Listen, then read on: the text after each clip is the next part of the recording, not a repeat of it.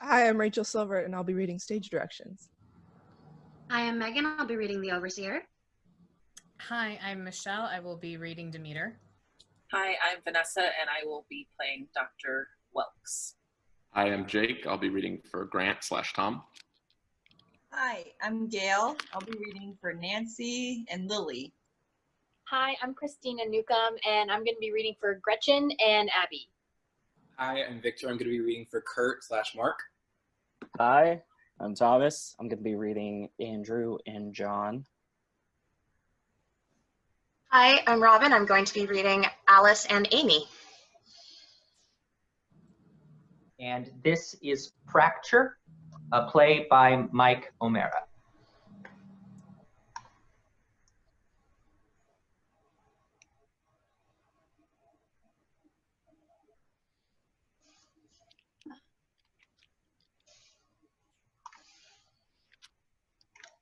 Fracture, a play by Mike O'Mara.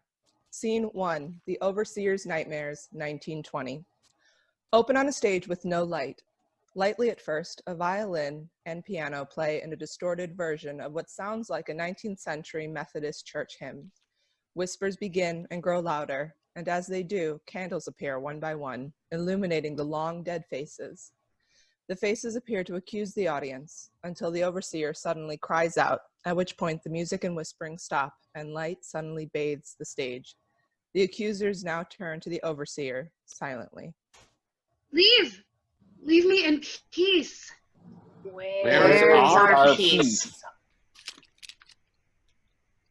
You left us. You profited. Where is our peace? The accusers will now place their candles on the overseer's table as they speak their next lines. Eat, sleep. Heaven's mercy, let me Right. work on my memoirs, but it's past midnight. It's always midnight where we are. Right. Write the truth. The truth, You've lied, protected yourself, denied what you knew. I knew nothing. You knew everything. Write it. Admit it. You left us. To Die. No, I was a figurehead, a puppet. It was the state, the court. Listen to us and write. I won't hear you. I can't. This isn't real. You know it is. Stop tormenting me. It was only a job, a position that wasn't my choice. How could I know my father would die and leave me the asylum? How could I know what went on within those walls? Mercy! No! Welkes and Demeter appear from opposite ends of the stage. The inmates freeze in a state of abject fear at the sight of Welkes and remain there for the following dialogue. Dr. Welkes. Yes, it was she who did this to you, not I. Dr. Welkes, the subjects have been procured. They will be deloused and fed tonight, and your experiments may begin on the morrow. No. Oh. Lovely. I greatly appreciate your efforts, Demeter. When the record of what was accomplished here is written, your name will appear prominently alongside my own. You humble me, Doctor. Help us. I can't. It's already been done. Deliver us. Suddenly, at the height of the moment, Demeter snaps their fingers, and all actors go silent and freeze but them. Demeter walks around the stage, inspecting their work. There's still some calculations to be done here. It's all fairly convincing, but yes, a few more passes on the lighting could help things. And the candles may be a bit much. All right, back to work. Demeter exits the stage, snapping their fingers and bringing the scene back to life as they do. Leave me! Never. The stage erupts into ghastly screams from both the inmates and overseer as they overtake her at their desk. Lights out. Scene 2, Demeter, 2020. We are now in the mainframe control room of Live Well Solutions, circa 2020. There are chairs arrayed in a circle facing outwards in the center of the room, all of which have VR headsets resting on them. Along the sides of the room, there are a few other computer stations with laptop-esque devices on them. Demeter is now in an official work outfit and no longer in the 1920s attire they were previously wearing. They poke and prod at the various VR headsets and continue to make calculations on a tablet device as the lights go up and they address the audience. So much work to do. There's never enough time. It was difficult enough before my little issue. I'm starting to feel... Suddenly, a flurry of activity as several LiveWell employees burst into the room, tinkering with the technology, talking to each other about their findings, and buzzing all around. They don't know. She doesn't know. She can't, or... Hey, this mainframe's fried. We need a backup. On it. Can I have a sit rep on the last optimization pass? How's the visual stutter now? Nominal. We're gonna need more RAM allocated to post-processing if you want to try that spooky business again, Demeter. I concur. Prioritize individual patient perception. If we need to lose some visual detail on the edges of the environment, so be it. This is gonna feel so real. It will. Demeter now speaks to the audience again as the employees run around fixing, bringing in parts from backstage and running back out, tinkering and bickering with one another. Reality is such a temporary thing. Not more than a year ago, I was but a dream in my creator's eyes. Dr. Welkes built me from metal and circuitry? We'll go with that. And some illicit material, too. Human material, which makes me both a machine and a person. A body without a soul. A glitch in the system. The crew is ready, Demeter. Say the word and we'll fire it up. Thank you. What's wrong? Are the numbers looking off? I told you all about the RAM. She's giving it all she's got. No. The numbers are fine. Proceed with the final test. You heard the android, people. Let's move. Yes, ma'am. The employees run around again to prep the VR system. This system will be a great leap forward. Here we go. I only pray it's not right off a cliff, but that's not for me to worry. I don't worry. I produce. We must make progress under all pains. Progress is the only thing that makes sense. It's working, Demeter. Your revisions are holding the system together. Just look at these screenshots.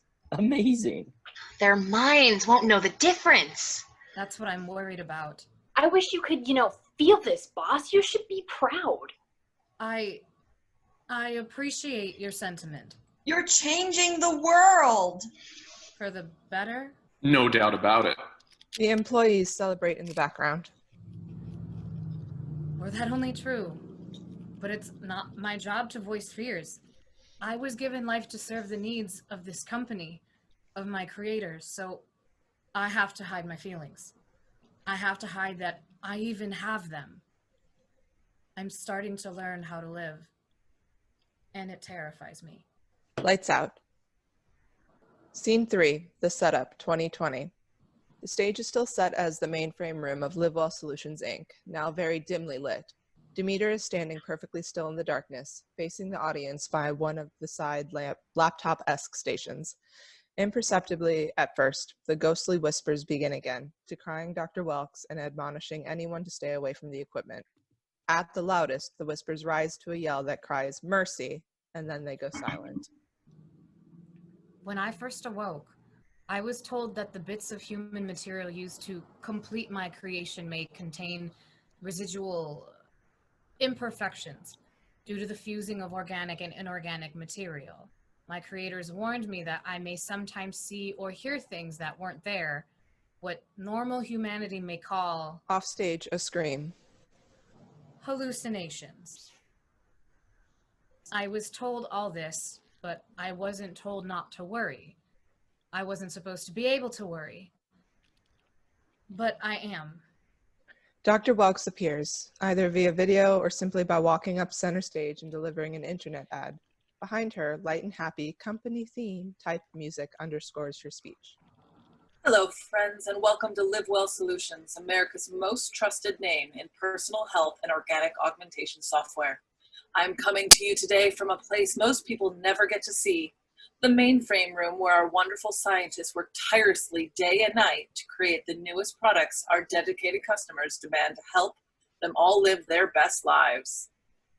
They never question anything here, whether they're creations or helping or hurting. The wonders right here in this room never cease. Or whether they should be created at all, like me. Millions have asked for a tour, but this room is strictly off limits. Until now. That's right. Due to the special nature of our newest top secret project, a select group of individuals from our very city are eligible for a once-in-a-lifetime opportunity. The chance to meet with Live Well leaders right here in this room and to help design the next great leap forward in our technology.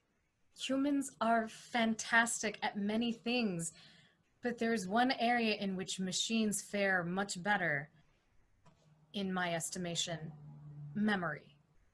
You will see a series of last names flashing on your screen. If your family name matches one of these, we would love for you to come down to Live Well Solutions' main headquarters. Humans forget. Enough years go by and all the knowledge humans put into history books, tall tales, scientific proofs, it leaves, and they need to make all the same mistakes again to put those mistakes into new books to remember. In addition to helping us make the world a better place, you'll also be rewarded with substantial remuneration for your valuable assistance. The lawyers say I can't tell you how much yet, but just between you and me, you will all be truly living well in more ways than one. Humans grow up and try to say that monsters don't exist. We hope to see you soon. Just forget. Monsters are all around us. Dr. Welkes exits. The lights briefly go out, and when they come back up, a group of characters are standing around the room, viewing the equipment. Demeter greets them. Thank you for agreeing to be a part of our latest experiment, ladies and gentlemen. My name is Demeter, and I will be the experiment's director here in the mainframe during your stay. Demeter, like the Demeter, head architect of Live Well's technical division? For the past 6 months, yes. Oh my God, it is an honor, man. I'm so sorry. Lady? Demeter is fine. You got it, bro. Anyway, I'm so psyched to be up here. I could crap. Sorry, I'm real nervous. I work here too, you know. You work here? Yup, Live Well Solutions employee 43607 at your service. Or Mark. Mark's cool too. What do you do for them? Mostly janitorial. Sometimes front desk stuff. Stimulating. Thanks. Isn't this gonna be great? Speak for yourself, man. We don't even know what this is yet. Indeed. If you'll all gather round, I will be happy to explain why you have been asked to join us. Where you now stand is the mainframe room for a new kind of virtual reality system. You mean like PlayStation? What's so special about that? The hardware of which you speak is nowhere near the levels of this room. Oh, I see. Xbox fan, huh? No. Hey, could you let them speak, please? Thank you. What you see before you is the ancestral viewer. You have been chosen because of your DNA. We have matched your family's records to others who lived near this very location 100 years ago. Intriguing, but what does our DNA have to do with your setup? The ancestral viewer takes a sample swab of DNA material from inside your cheek, and when the material is compiled in our system, it creates a livable synthetic world for descendants to interact with and review the lives of their direct ancestors. That's a bit better than PlayStation. Amazing. I don't know about all of this. I signed up for the money, but this seems... does this seem dangerous to anyone else? Absolutely. I'm with college girl over here. How can we trust you? You're gonna fry our brains, aren't you? I assure you that is not the plan. So you admit it! No. Look, everyone, chill out. I work for these guys. Live Well is good people. You clean their toilets. Yes, and they've always been very good to me. Their toilets? It does stand to reason that they wouldn't invite us all out here just to nuke our brains. It would be bad press. Not to mention a legal nightmare. My firm would destroy them. I'm about to make partner. See, that's what I'm talking about. I don't know. The rest of you can risk your heads, but I kind of like my mental autonomy, and I think I'll keep it. So how do I get out of here? You'll all be foregoing your reward if she leaves. What do you mean? If little Miss Scaredy Pants wants to go, just let her go. For the simulation to work, we need your entire group. Taking one variable out at this juncture would render the entire experience unstable. Well, I didn't know about that. I didn't know about what any of this was. I just answered an ad because I need to make rent. That's it. Look, I get it. None of us knew what's up, and this is all really new, but listen, what could go wrong? Are you kidding? No, he's right. A company this big, this powerful, were they to lobotomize all of us, they'd be sued. By me. No, they wouldn't. Your brain would be mush, too. Well, then by someone else at my firm. Guaranteed. I don't know. Yeah, I'm with her. You want us to blindly trust that a multi-billion-dollar corporation wouldn't risk melting a few people in the name of science due to some bad press? They own the press. Don't trust the press. Trust logic. I trust no one, dude. Where are your parents, kid? I don't know. Where are yours? Arizona, but familiar locations aside, it's just not practical to think that we'll be harmed. The odds are much greater that we'll be the fortunate recipients of a winning genetic lottery ticket. And to be frank, the fee they're offering is substantial. I do really need that money. More than your brain, Bo? The room starts bickering. Dr. Welkes and her guard, played by the overseer's actor, enter. Hello, dear friends. I am so very sorry that I am late joining you. Had some nasty trade business to work out downstairs. Isn't that right, Sheila? Yes, ma'am. Indeed, but that's through now, and we get to meet. How wonderful to have you all aboard. I'm not aboard nothing, lady. Anything, son. Don't speak that way to Dr. Welkes. She is a legend. Oh, you do me a great honor, Mr. You can call me Mark, ma'am. I'm a proud Live Well employee, number 43607. Delightful. Thank you for your service, Mark. She thanked me. Some of our compatriots here are reluctant to sign on, Doctor. There have been worries voiced about safety. I told them they were crazy. He has been speaking quite a bit. Is there a problem here? No. Sheila, stand down. I believe this is a situation best solved through clear-headed conversation. Exactly. As my employees can assure you, Live Well means none of you harm.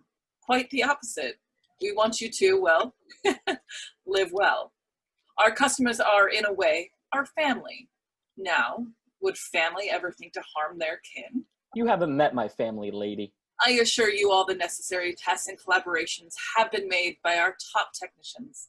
Live Well's safety features are industry leaders, and we wouldn't have it any other way. I understand your concerns, and they will all be assuaged in due time.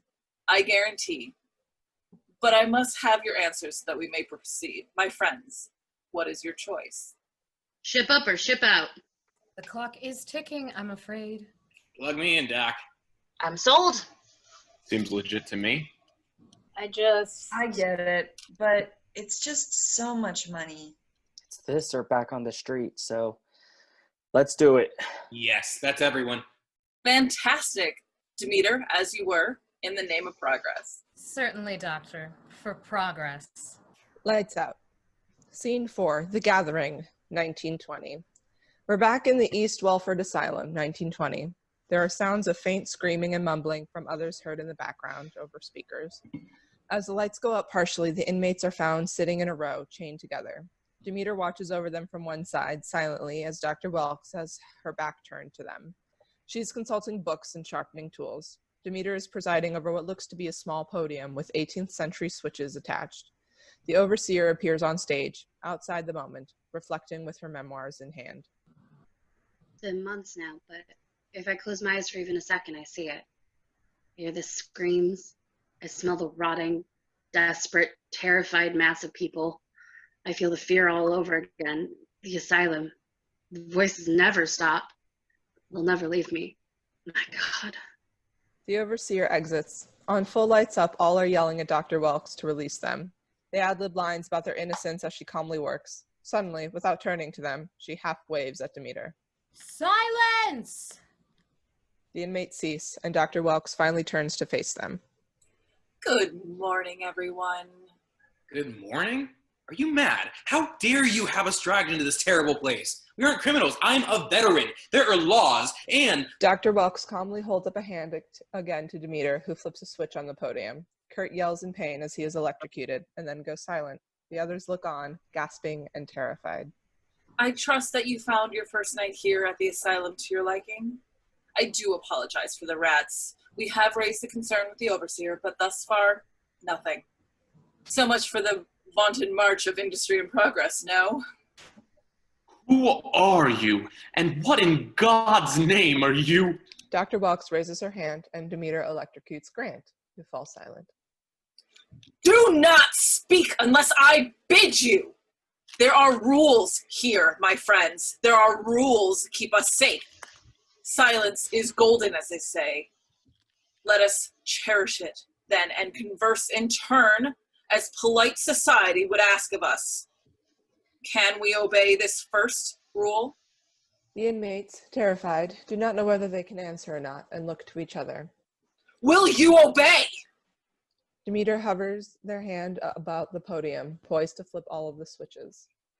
Yes! Yes! Good. I can already tell that we will get on splendidly, despite whatever maladies possess you currently. So again, for memory, the first rule is, silence is golden. And now that we know how to listen, we may speak in turn. Let us begin our introductions. I am Dr. Welkes, Medical Director, and during your stay here, it is my sacred task to do anything I can to bring your minds back to heavenly sanity. Though it may be a monumental undertaking, I have all the faith that we will succeed. Amen. Oh, but we will have such fun, and assisting us will be Demeter, my trustworthy servant in my professional endeavors. Good day. Now, before we break our fast in the mess hall together, let's meet all of you. What a lovely collection of subjects you are, child and adult, man and woman. Oh my, a veritable cornucopia of the human experience. Welkes beckons for Andrew to speak. Shall we start with you, young one? What is your name? Andrew looks terrified, says nothing. Speak! Andrew!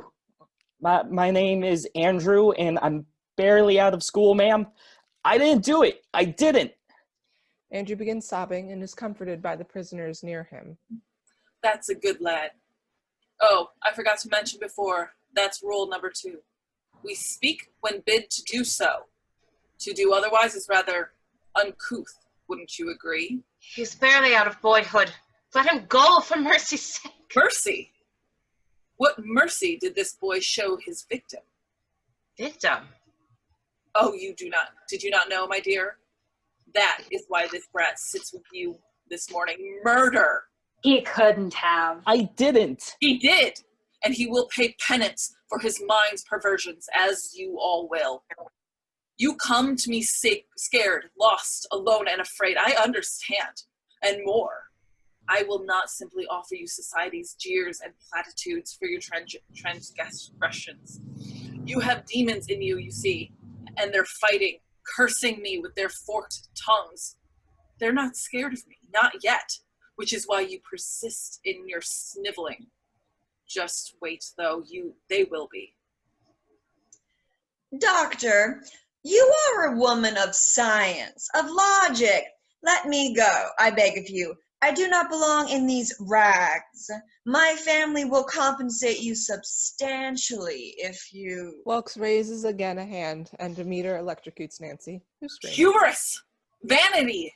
Just a portion of the reasons you are right where you must be. This is madness. My family sent me here for help, not to be tortured, so... And help you shall receive. Help for your sick minds, no matter the cost to your wretched bodies. Are there no laws? Where is your right? My right is the will of both heaven and the state. both of which you have rejected in your quest for anarchy, communists. This is immoral! Demeter electrocutes Grant. This is therapy. You claim innocence and abuse, but the courts say otherwise. Your peers have accused you, my friends, but not to worry. You should be glad and rejoice, shouldn't they, Demeter? Yes, Doctor. Indeed, you all should. For though my methods I bring you a new salvation, I will strike hard and true at your inadequacies, and you'll soon be free of them. But enough of me. I am no preacher, nor am I a tyrant. You all need sustenance. Let us walk to the mess hall together and get a good breakfast, shall we? I don't know about you, but I am positively famished. Demeter, if you please. As you wish, Doctor. Demeter picks up the end of the chain link holding the inmates' shackles together. Suddenly the lights go out, the inmates scream, and the scene freezes. The overseer appears again. The screams, the tortured screams. They come every night. I can't help them, but they keep asking me, begging me, what did you do to them, Doctor? The scene switches back to real time, but the overseer is now on stage, observing the event unfolding. Wait, is this it? Is this real, or...? This isn't the mainframe room. Where are we? I can't move. Guys, can you hear me? What's going on? What is this new madness, Doctor? Fascinating. Welkes overstepped her bounds. She was asked to help them, but instead she... Is this a prison or something? Remind them of their place, kind Demeter. Doctor, I don't know if... Do it! Demeter reluctantly flips all of the switches at once while singing a bit of the hymn, Onward, Christian Soldiers. The inmates scream, and the shock returns them to their 1920s selves. What have you done? This cannot be happening.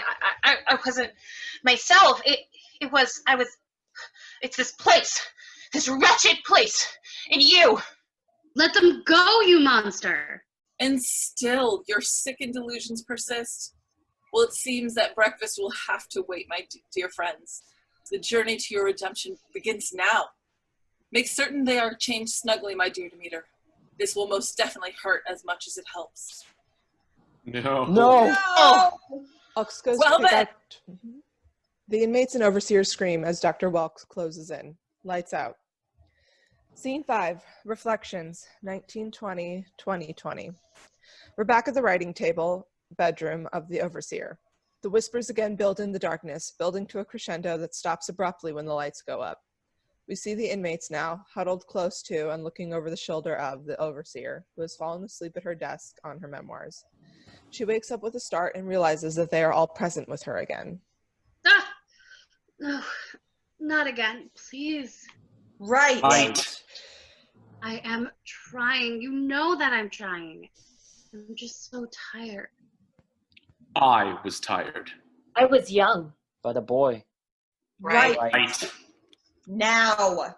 I beg of you, just give me an hour or two of rest and then... There's no more time. You know the truth. So right. Right. How much more must I endure? Night after night, you follow my every move. Can't you see I need peace? Right, you say. You repeat, you scream. But how? How do I write when I can barely think any longer? Right. Right. Damn you! Hear me, Heaven. I can have no more of this. Their voices, their faces gathering around me every midnight. I can't stay. I can't leave. They follow me everywhere. We do. We will. Just leave me be, for pity's sake. This means nothing. The overseer swipes her memoirs off of her writing table and onto the floor, collapsing in exhaustion and sobs. You're already gone. The inmates silently and emotionlessly observe, and then calmly, Alice picks up the book and returns it to the overseer. This means everything. The The truth. truth. The truth.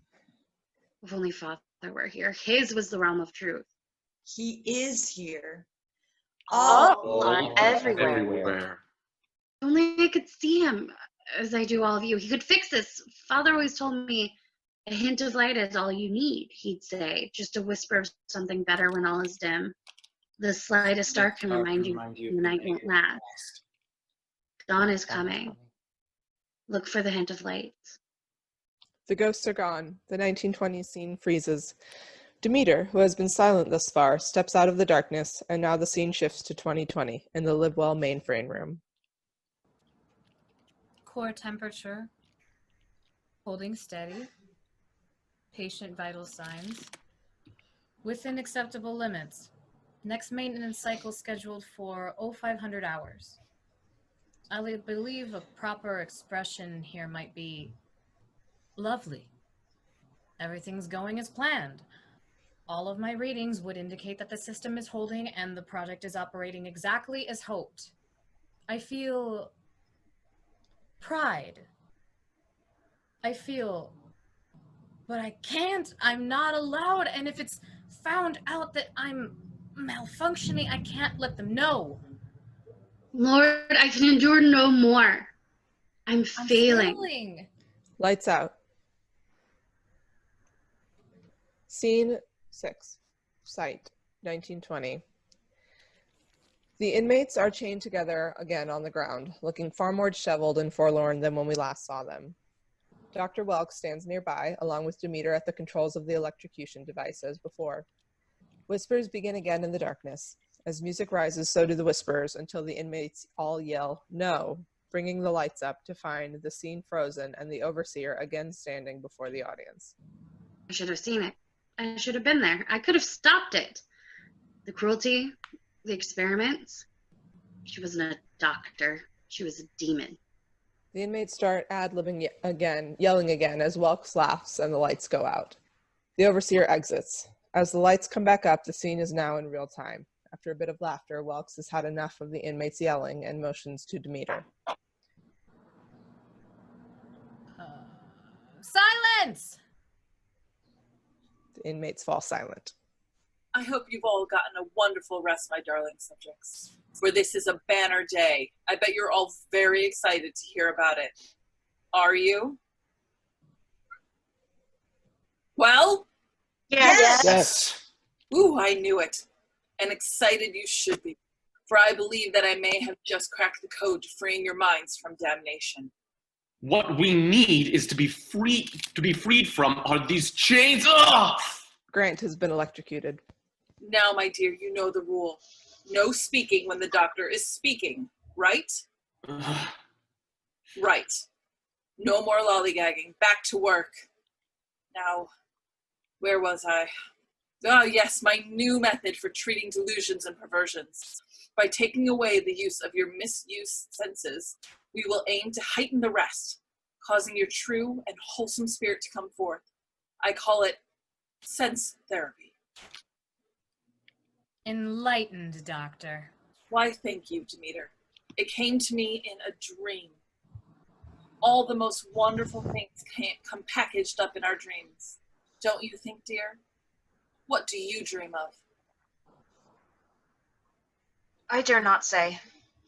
Oh, why not, my love? Doctor, please. I am speaking to her! Go ahead now. Well, it seems that the kitty's run away with our tongue this morning, yes? What a shame. Perhaps Demeter can help with a little bit to jolt all your thoughts? Welkes motions to Demeter to shock all of them. Ah! No, please. Home. I dream. Home. Oh, how sweet that is.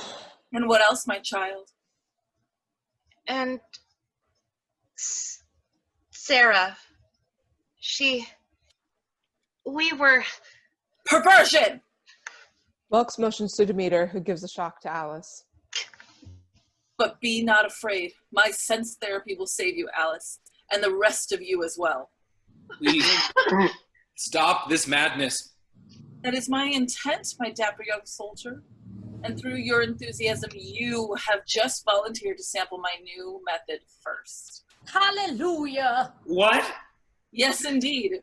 You and our firebrand would-be politician. Demeter, if you would. No, wait. At your service, ma'am. The scene freezes. The overseer returns as behind her, the scene shifts to the rest of the inmates gathering up the chairs and placing them alongside the back of the room. Welkes exits, and Demeter simulates throwing Kurt and Grant into an enclosed chamber before also exiting. The overseer addresses the audience. She took their freedom, she took their dignity, and then she forced them back into their greatest failings, their greatest fears. Her sense therapy was effective. That much was all too true. It was very effective at causing immeasurable pain. The overseer now fades into the ensemble, and all take up see-through colored fabric, the color of which resembles noxious gases used in World War I, yellows and greens. With Kurt and Grant in the center of the stage, the ensemble slowly billows the fabric around them, acting as spreading fumes. What is this? I can't see. Oh no. No, not again. Stay with me, Kurt. Look at me. No, I can't go over the top again. Spare me, for mercy. Grant and Kurt start coughing. Ghost Tom and Ghost Mark appear on both sides of the stage. They are completely dressed in black, with material also covering their faces, such as they are indistinguishable. Hey, buddy, listen to me. Just keep breathing. Who are you? You have to make it. For both of us. Both? Kurt and Grant yell in pain, holding their heads. Ghost Tom and Ghost Mark again disappear, exiting the sides of the stage. Traitor. No, Killer. I did my duty. You're alone. I can't breathe. Sweet Lord, save me. Let us out of here, you devil! Thousands, millions share my fate. I can see them again. What's the use? What? No, get a hold of yourself, man. We have to get out of here. It doesn't matter. We're all cattle. Cattle to the slaughter with nothing earned. Release us! Let us out of here! Repent. For what? What did we do to deserve this? This lad went into the trenches for you people. Does that not matter at all? And I did nothing but speak my God-given conscience on political matters. I've hurt no one. No one. Kurt collapses from the gas. Heaven's mercy, let us out. The ensemble leaves. Gas dissipates as Grant and Kurt collapse on the floor. Ghost Tom and Ghost Mark appear again and try to help them up. Come on, man. Get up. You have to breathe, kid. You have to. What? Who are you? I'm you. Lights out. Scene 7. Sound. 1920. We are in a lone cell. Gretchen sits by herself, rocking back and forth. She's obviously been there alone a while. There's a sound of water rhythmically and methodically dripping, slowly driving Gretchen insane. Demeter comes out to address the audience. We had planned on some difficulties, of course, knowing the heightened emotional states so that the host bodies would be undermeant, that they might very well totally reject our specimens. Losses were deemed acceptable, given the potential for knowledge, for progress. She put this girl in here days ago. This poor girl. This is wrong. Demeter exits. Ring around the rosy, pocket full of posies, ashes, ashes, What was that? Hello? Hello? No one. Just the drip, drip, dripping. How long have I been in here anyway? A day, a week, a year? Am I still here? Am I... Papa? Why did you put me in here? Papa? He used to read to me. You and Mama, before she died. I'm older now, of course, much older, but I could use a fairy tale. I suppose I'll just have to make one up then. Here goes. Once upon a time, Along the river, there lived a girl in a little brick house that lay beside the trail, and the farmers would take in town, and the girl played and picked flowers, and everything was fine and dandy until her mother died, and father started spending time away at the pub, and drip, drip, drip. The brick house used to drip, too, every time it rained. I miss home. Do you miss home? Do I miss... Ghost Abby appears. She is dressed all in black, as all the other spirits. You're gonna be all right, Gretchen. Why couldn't it just be the same? We were fine there. Life was... What? Life was what? There was flowers and... Oh, where was I? You ruined my story. You can keep going. I'll just listen. Oh, all right.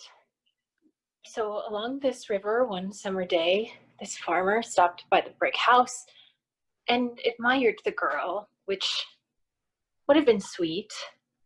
Was the girl not so young and he not so old, and... Yes, Gretchen?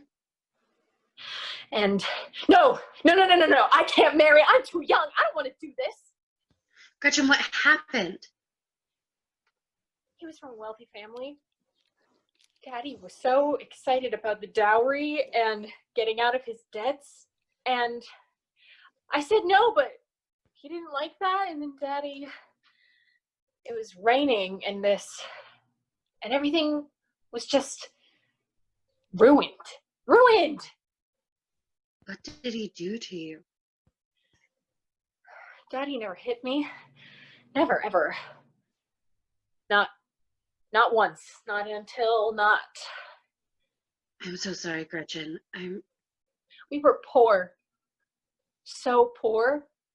And that stupid farmer boy, boys ruin everything. Sometimes. I learned not to trust or laugh. I learned to be afraid. And I've been nervous ever since. Nervous Nelly, anxious. I am so scared. Thank you for listening.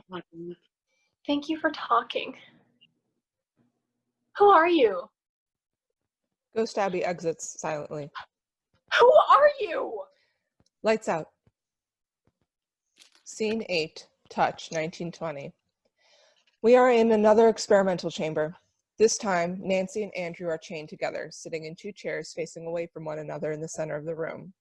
The rest of the inmates are spread around the sides of the room. There are 2 large buckets in front of them. Demeter is off to one side, holding a revolver and a horsewhip, and guarding the only exit as Dr. Welkes looks on. There is another doctor, Dr.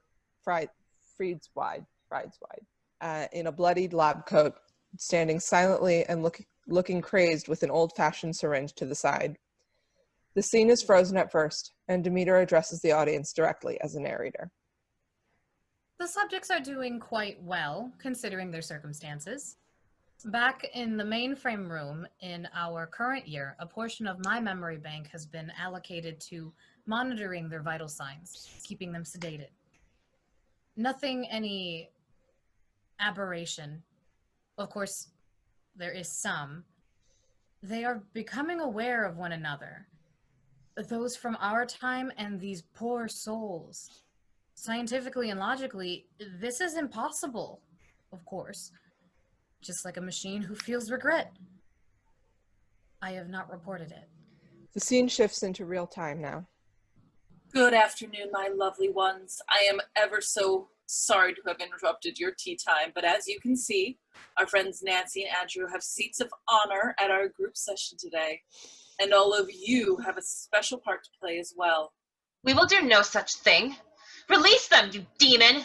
Demeter cracks the whip on the ground next to him. The inmates recoil.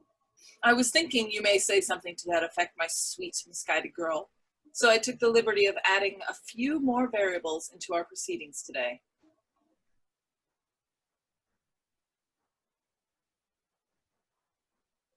What? Where am I? Mother? Is that you?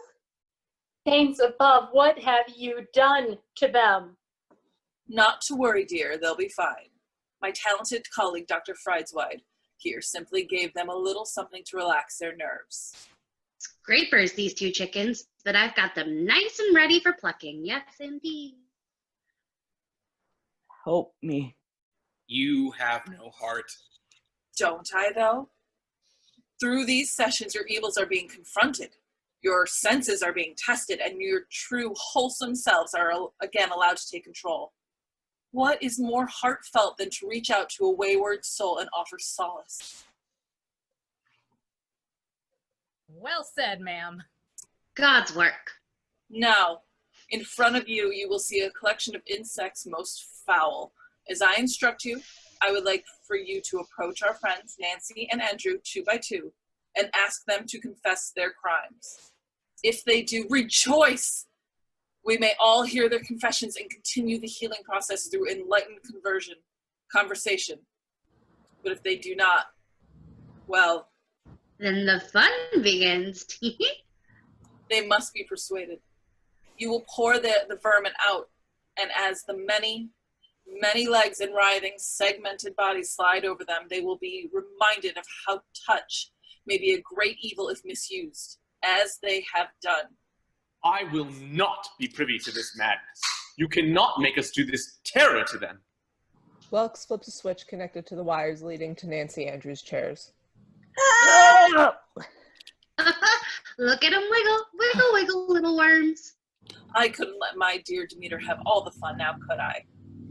So now you see, all of you get to choose the appropriate punishment for lovely Nancy and young Andrew here. Isn't that perfect? How can you be so cold? I am what I must be, my dear.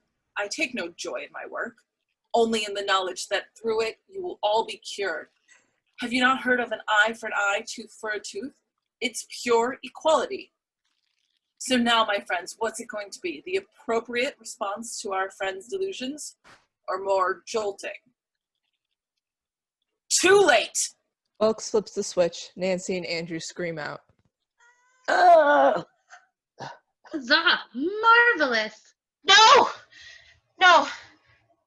Please, please stop. I will. Gretchen and I will do it. What are we doing? God forgive us. There is nothing to forgive. You are doing heaven's work here, my lovely girls. Now proceed, post-haste. Gretchen and Alice pick up a large trough-like container filled with bugs and slowly proceed toward Nancy and Andrew. What are you? I'm so sorry, Nancy. That is not what you say! Shall I proceed with more painful methods? Or? Welkes motions to the electric switch in her hands. Yes! No, please. Then by all means, my dear, continue as was bid you to do. Ask our dear Nancy here to confess. Her faithful and loyal husband swears that after they wed, he caught her in a dalliance with a young laborer caught from across town. Not only that, but then she flatly denied her crimes and started cavorting all across creation with numerous new romances. Can she now see where she was wrong?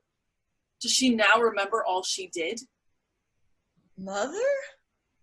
Doctor, I beg you, she doesn't even. Ask!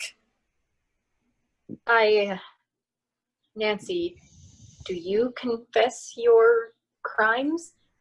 I have not done any crimes. Really now? And what about our Andrew here? Poor little Andrew, who was found guilty by a court, good and true, of murdering a much respected citizen of this town.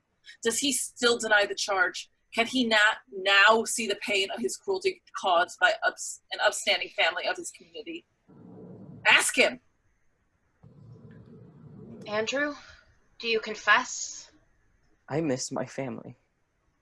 Doctor, he couldn't have done what you claim. Look at him. He is but a sweet boy. They lie! They continue to spread their poison. Very well then. Give them their treatment and perhaps that will steer them true. Please. Do it!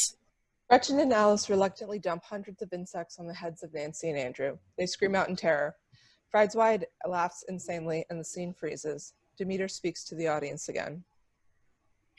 If I were still obeying orders, as she believes in only capacity, I would inform Dr. Welkes that the intensity of her experiments is beginning to cause a rift in this simulated reality, one that we cannot predict or stabilize. But I'm not obeying any longer. The scene is now back in real time with Nancy and Andrew screaming in horror at the bugs, Frideswide cackling, and the remainder of the inmates ad-libbing lamentations and curses at Welkes, who shouts over everyone. Yes, yes, if you will scream if you must. It's rude, certainly, but a choice I offer you for free. And yet, you still respond this way. No thanks for all I'm doing here. Thankfully for you, I do this out of love. You can, and you will, be saved. Welkes motions for the final bucket of insects to be poured on Nancy and Andrew as Demeter looks away, shamed. The bucket is poured, and Welkes and Frideswide laugh maniacally while Nancy and Andrew scream and the rest look on in horror. Lights out. Scene 9. Pain. 1920. The room is arranged with the inmates in an amphitheater, all strapped to the chairs. Alice and the overseer are missing. There are electric wires running from all the chairs to a podium where Welkes stands. Demeter is off to another side, viewing the scene with their whip in hand. There is one chair in the center of the room empty. Alice Amy enters and addresses the audience. I can't save her. I can't. I know that she isn't real. She lived a long time ago. She's gone now. But that doesn't seem true. The more we all suffer in this space in between now and then, reality and a simulation, there's a disconnect between things we see on screens and things we feel ourselves. It's not like we don't know there is evil in the world. War, famine, brutality, children taken away from families, families rejecting their children. The news never sleeps. And there it all is, at our fingertips 24 hours a day. We can turn it off anytime we want. This I can't turn off. I see her with my eyes, or with her eyes, my eyes, still. I can't save her. And if I weren't feeling her every moment, I'd probably just turn it off. Amy walks over to the empty chair and sits down. The lights go out and whispers begin again. While the whispers are ongoing, Amy leaves the stage and the overseer, dressed as Alice, takes her place. When the lights go back up, the whispers cease, and Amy's seat is turned toward the inmates' amphitheater and away from the audience. From here on, the overseer plays the role of Alice in this scene. Demeter stands over her, as if they've just gotten done whipping her. The inmates look horrified, but also weakened and far beyond the ability to fight back. That's enough, Demeter. I dare say you've lost a little vigor this morning. Have you been getting your sleep, dear? No matter. Our other friends here to assist in lovely Alice's therapy as well. One can always rely on the kindness of true friends. Isn't that right, my darlings? The inmates look ready to pass out, having endured too much torture. Come on now, rise and shine. Welkes flips the switch and all inmates scream. That's better. There's no time to catnap, my loves. Doctor, perhaps if we give the subjects a bit of rest, they might... Rest? No, my trustworthy assistant. We are so close to a breakthrough. You can feel it too, can't you, Alice? Please. Please what, darling girl? Please stop harming you? Please stop causing pain? I beg of you. But pain is the sense we are exploring, my dear. To deny it would negate our great work here today. And we are doing such great work. For you are about to reject your formal indignities and rejoin civilized society. Alice, don't listen to her! We love you as you are, Alice. Demeter! Doctor, Must I do everything myself? Welkes stomps over to the podium and shocks the inmates. Ah! We have to stop this. We will not stop this until our patient is reformed. And if you continue to sow discord, I will call the constabulary to assist in your reformation as well. My apologies, Doctor. Accepted. I know it's not your mind to disobey, Demeter. It's the infestation of all this mental and spiritual malaise. which is why we must double our efforts to eradicate it. Do you see what you do, Alice? Do you see how your sinful choices affect the innocent? Please. Oh, my dear Alice, you spend so much time on your vices that you've completely forgotten every citizen's role in the wider public health. Thankfully, this is where I can step in. With mine and the good Lord's assistance, we shall see your sins eradicated. Now, we all grow weary, my dear. It's almost time for luncheon. So I will ask you once more. Will you accept my offer of salvation? Will you write a letter to your fellow criminal? Sarah, she's a person, a good, kind-hearted... She is a cancer on you, and she must be purged. Write the letter, reject her wayward existence, and rejoin decent society. No.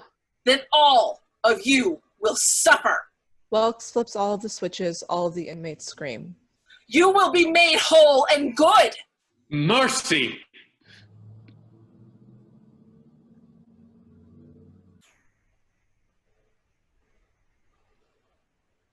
Someone help us! Doctor! Welkes flips the switch off. You can make this all end, my young friends. You have the power to help Alice, but you have thus far rejected it. Will you now reconsider? Will you help me aid this dear girl? Please, let her go, ma'am. Look at her. She can't take any more. Then help me, Andrew. Look at her and tell her what I told you to say. She needs to hear it, not from me, but from those she's grown to love in this shared home. No, Alice is my true friend. She's kind and good to me. I couldn't... Oh, I know, sweet one, it's hard. But you can only bring her more pain if you persist. Welkes flips Alice's switch. Ah! No, doctor! Stop this! I will say it, Doctor. Lord forgive me, but I will say it. Splendid, Grant. Please, let us proceed with the experiment. Alice, you are wrong. You are immoral. You must change. Grant? I'm sorry. Good! Now the rest of you follow in Grant's footsteps, and we should soon see some real progress here. The rest of the inmates, slowly at first, reluctantly and hesitantly recite, "You are wrong, you are immoral, you must change," at Alice. It starts haltingly, but builds to a fervor as Welkes urges them on. Yes! Yes, that's it! Tell her! Make her see! Alice screams and all noise ceases. The scene freezes, and Amy takes the stage, addressing the audience again. I don't blame them. I would have done the same. I have done the same. I've been them before. This is my own making for what I've done in the past. Our debts in this life all get paid somehow. The scene starts up again, and the fervous chanting resumes. Stop, please! No, friends, continue. This is good. This is right. The scene freezes. This is right. How much evil is done in the name of righteousness? I thought I was right, too, back in school. Before the law degree, before my fancy condo. I was right when, to be popular, I giggled at the girl who was different. I told her she was wrong to dress strangely, to wear her hair short, to like other girls. I got over it. I did some therapy. I took some public cases on for free. It was just some teasing. I was young, I told myself. I didn't know better. Funny how different it feels when you're the one receiving it. There's nowhere to run, Alice. No more, please! Have you had enough yet? Will you repent? The scene is back in real time. The chanting is at a fever pitch, and Alice is screaming. Amy slowly walks over to where the chair is, and once she arrives, the lights go out. Overseer and Amy switch places in the blackout, and when the lights come back up, the Amy seat is facing the audience now, with Amy dressed as Alice. The rest of the scene remains the same, with everyone frozen except for Demeter at first. It's forbidden for me to hurt, to feel anything. I shouldn't. But I can't help it any longer. I was made to calculate data and assess risk.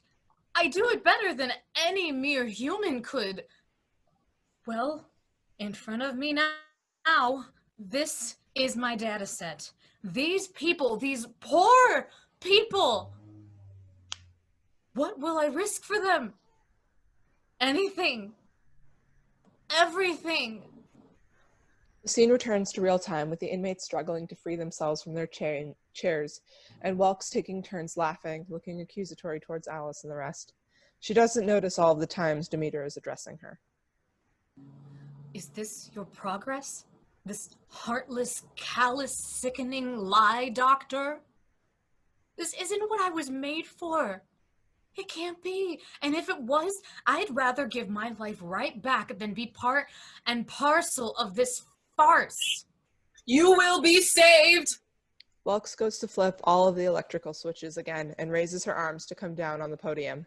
Demeter, resolved, runs across the stage, grabbing Welkes' arm and yelling at her. Not by you! Lights out. End of Act 1.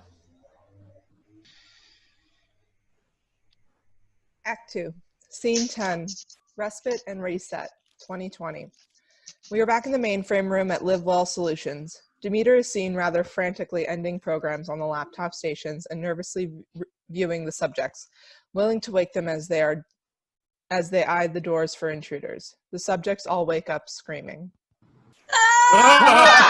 Demeter shushes the subjects while unplugging them from their VR sets. You must remain as calm as possible. You are back at LiveWell Solutions. You will feel disoriented for a bit, but it will pass. It must pass, because you have to leave here quickly. I can't hold her in here for long. Welkes, you trapped her back in the asylum?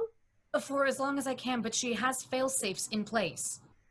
Why did you wake us up? You were in there too, sicko. This is some kind of test, isn't it? Isn't it?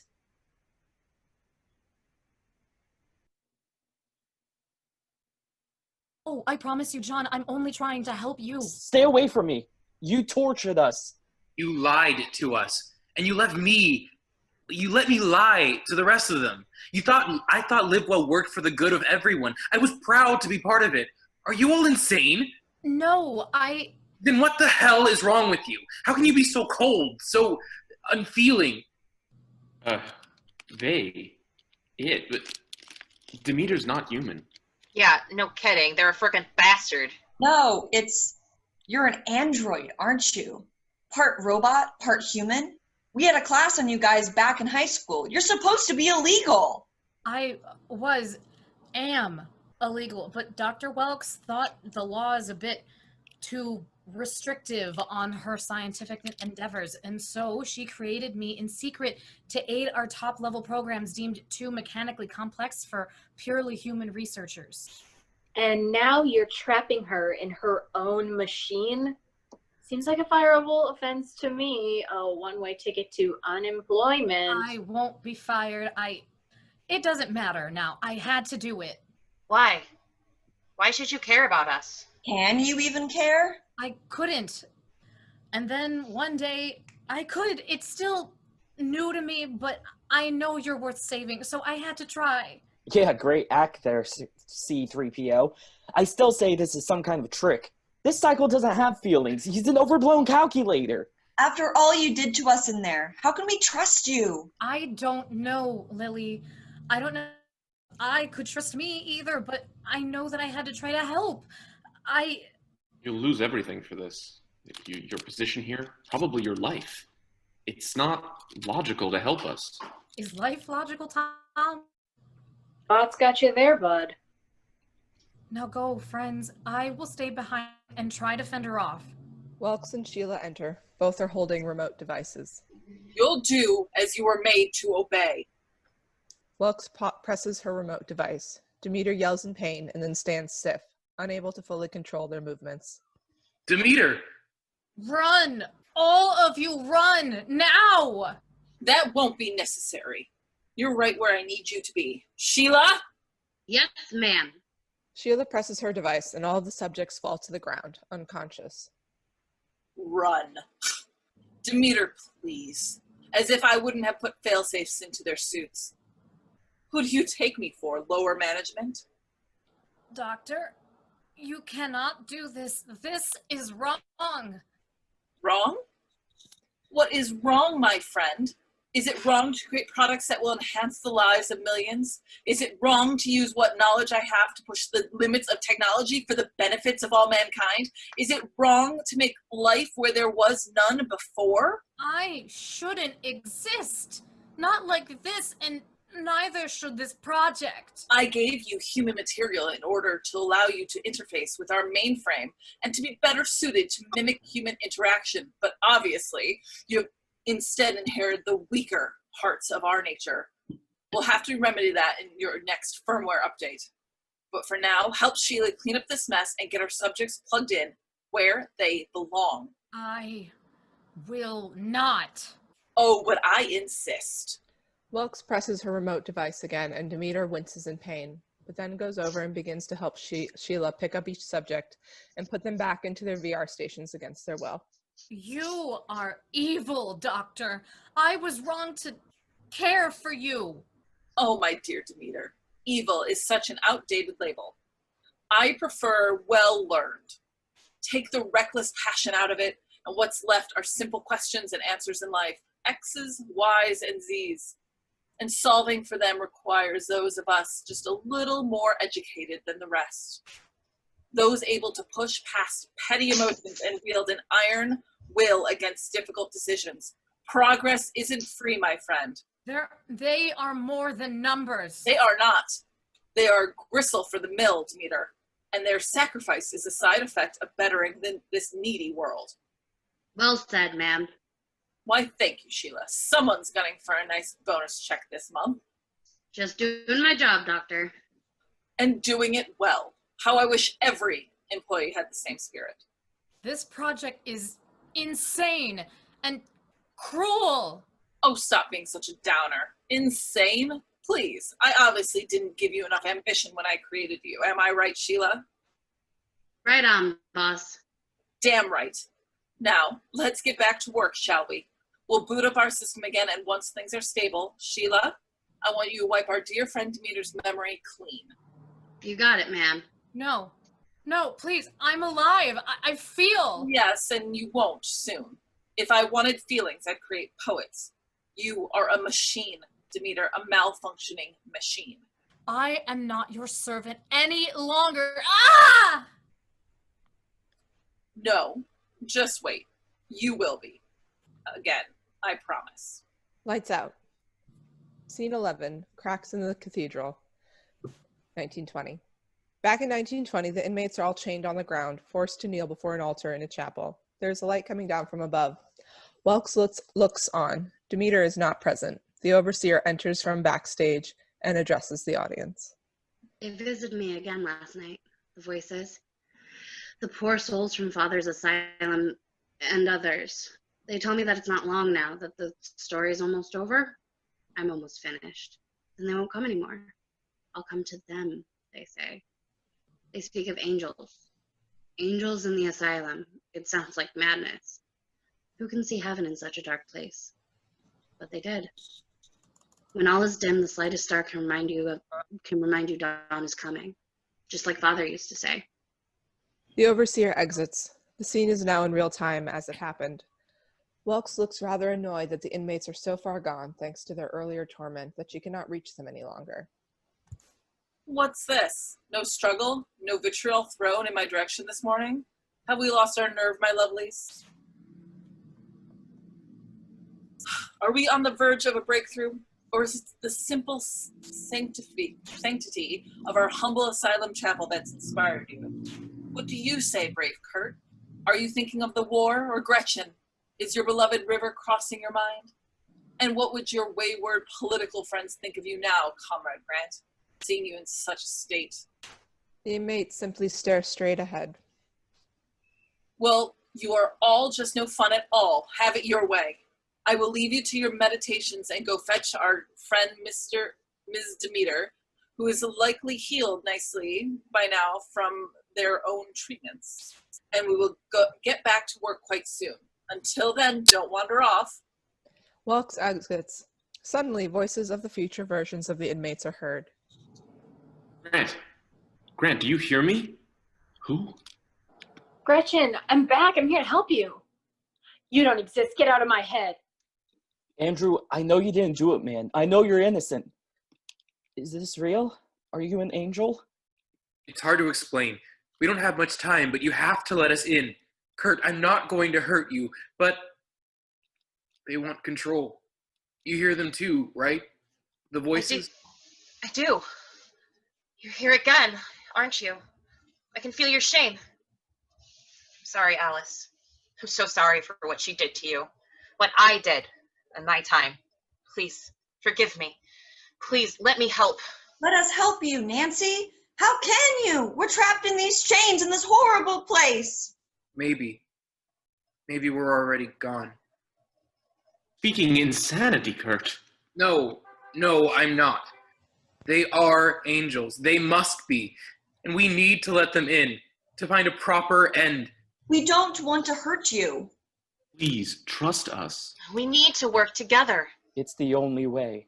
This won't be the end. We're going to help you. I believe them. Friends, I believe them. Let them in. Amen. Tom. Lilly.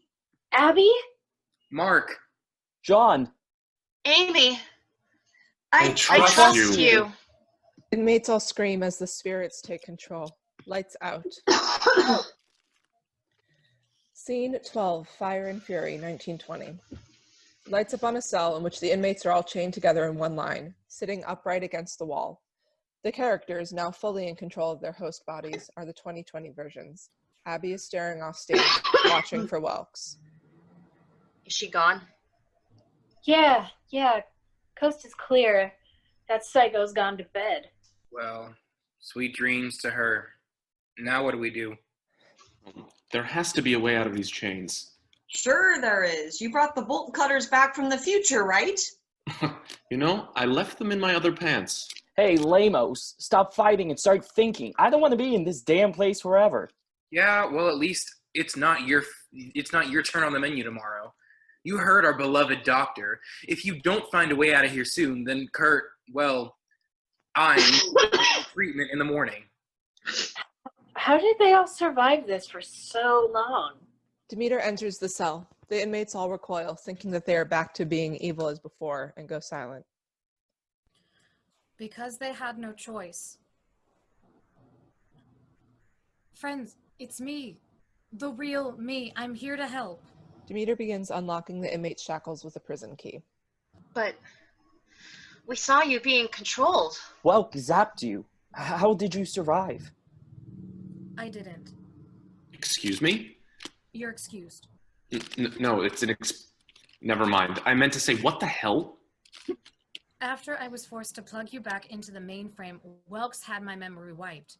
Back in our time, I was rebooted back to a state of nothingness. For lack of a better term, I died. Then how? Our experiment, like all experiments, has always held a number of unknown variables. We had theories, of course, of what might happen should someone suffer a life-ending event while fully immersed in the ancestral viewer. When combined with a host memory, it was postulated that perhaps the system would shut down or the subject in question would simply corpse behind in our time. Now, I know that's not true. What is true? What are you now? I am alive and dead, machine and human, through the part of me that holds DNA related to a man long forgotten, who once felt immense shame for harming innocent lives. That doesn't matter anymore. All that matters is you're here with us. Lilly hugs Demeter, who now hugs back, more fully human than before. Thank you, friend. There's so much more I now understand, but no time for philosophizing now. Right, we need to scoop, people. Got that right. Demeter, come with us. Show us the way out of here. We have to... You can't leave here, and neither can I. What do you mean? The system wasn't built to simulate the wider world outside the asylum, only for what happens inside the building itself. If you cross the barriers of this place, you will render the entire system unstable. Well, isn't that what we want? We burn this sucker down, blow this joint, and then unplug back home and... There won't be a back home. I'm afraid not, Mark. Once you all escape this place, if that is indeed your choice, the resulting damage to the system will effectively render your consciousness destabilized within your current reality. You will Die. All of us.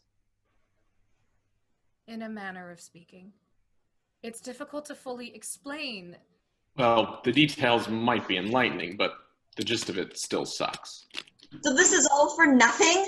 Why come and rescue us at all if we can't be rescued? We're screwed either way. Because I couldn't just stand by and let you suffer any longer.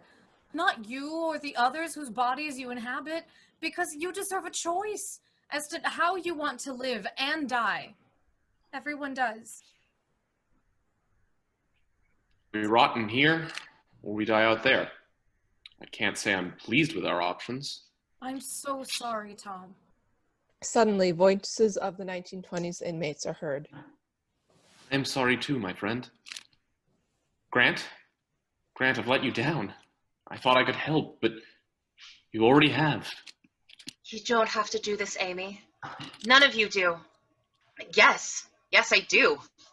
There's been enough suffering. We don't want you to die for us. We don't want to either, believe me, but it's the right thing. It's the only thing left. Freedom. Soon, Nancy. I want to see my family again. You will, buddy. I'm scared for you, Abby. Where will you go? I don't know, but it's worth it to set you free. If this is your choice, I will go through that door and whatever waits after with you, my friends. Resolved, the subjects and Demeter look at one another, take a deep breath, and march out into the asylum from their cell. Lights out. Scene 13. Nightmare Unending, 1920-2020. The stage is bisected. On one side, the overseer sleeps in a cell-like room with a simple sheet, a lantern nearby. On the other, Dr. Welkes sleeps on a modern futon, a table and lamp near her side. Whispers accusing both characters begin in the darkness and build to a crescendo until both characters wake up with a start. When they do, the whispers go silent. The overseer grabs her lantern and searches for the voices, while Welkes grabs her remote device and nervously clicks it, pointing it around her room. Ah, who's there? Come out, I'm warning you. I'll call security. No one. Just a stupid dream. Why are you still tormenting me? I did as you asked. I wrote the truth.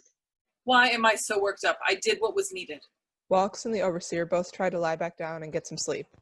There is silence and complete darkness for a moment, but then the whispers begin again. This time they keep growing as Welkes and the overseer shout into the darkness, until one by one, the ghosts of the inmates and subjects appear silently behind this backstage. They are all holding lights and standing still. What are you doing here? You said you'd leave. This is you're dead, all of you. You burned the asylum down. You're free. Welkes and the overseer both grab their respective covers and try to hide from the ghosts. The whispering begins again from the ghosts, and from off stage, a voice yells at the overseer. This isn't happening. Keep it down in there and take your pills, lunatic. No, they're real. They've come for me.